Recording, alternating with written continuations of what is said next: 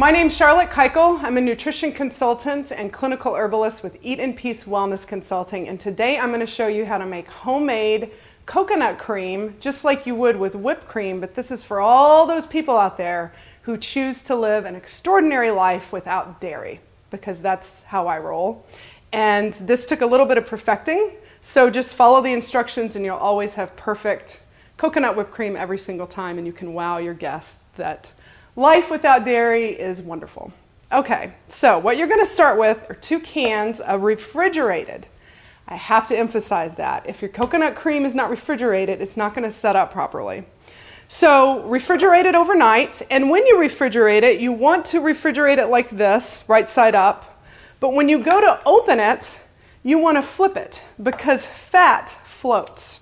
So this makes it a lot easier to pour off the liquid and scoop out the cream. Just a few tricks of the trade, because I've been doing this sort of stuff for quite some time. So now we have our 2 cans of coconut cream here. We're going to pour off that liquid. Glump. Nice little sound there. And we're going to scoop out the cream here.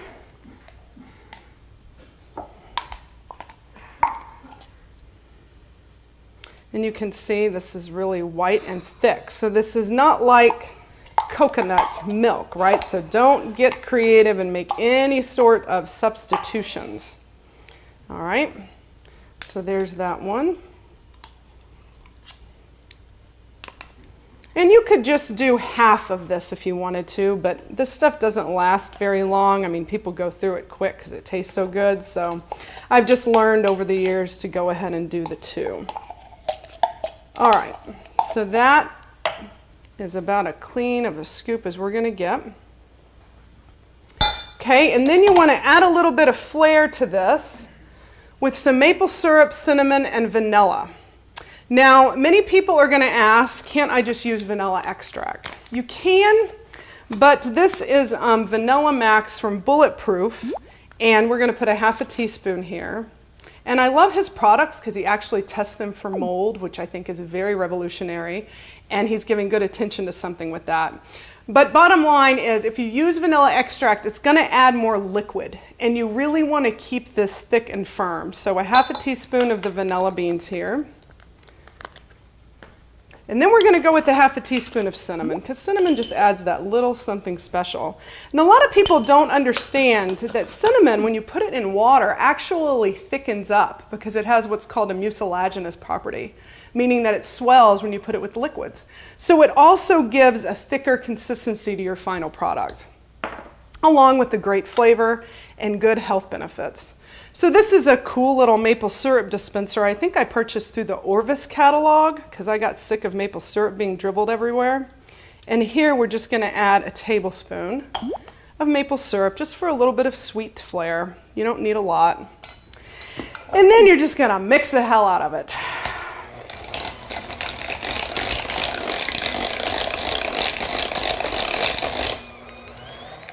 And you're going to crank it up to high.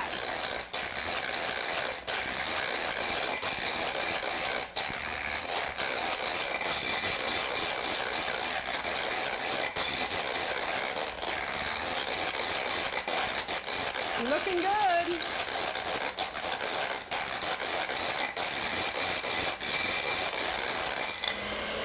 Okay, I think that'll do it. Nice. See that? Thick, just like you would have with homemade, real whipped cream, except this is coconut. So you can save those for a little lick later. In the meantime, what I want to show you next is that, well, it's just a little trick with strawberries. So what I did, prep this for you guys, I cut up a bunch of organic strawberries, okay? Now when I was growing up, my mom's from the South, and we put sugar on our fruit, right? And my dad ran a sugar company. That's what I grew up with. But now I've wised up over the years, and I use xylitol.